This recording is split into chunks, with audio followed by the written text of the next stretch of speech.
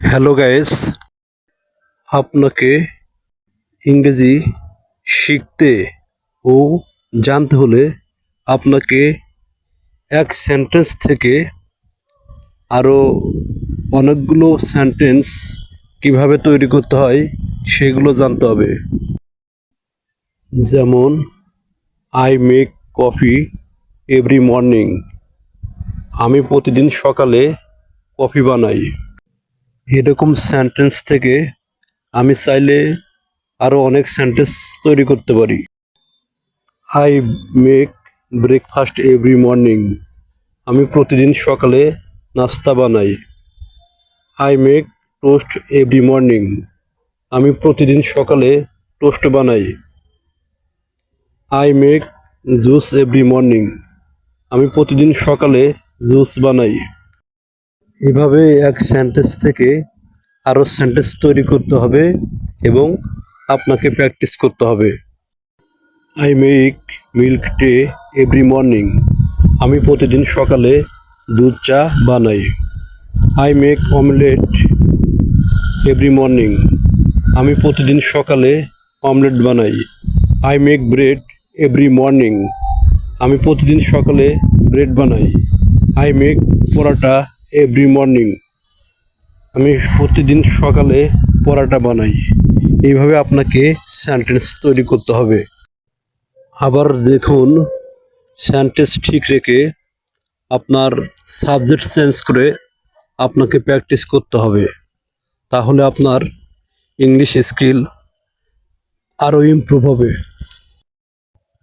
যেমন he makes coffee every morning, সে প্রতিদিন সকালে কফি বানায়।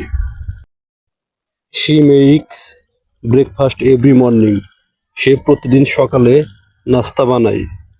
They make toast every morning, তারা প্রতিদিন সকালে টোস্ট বানায়।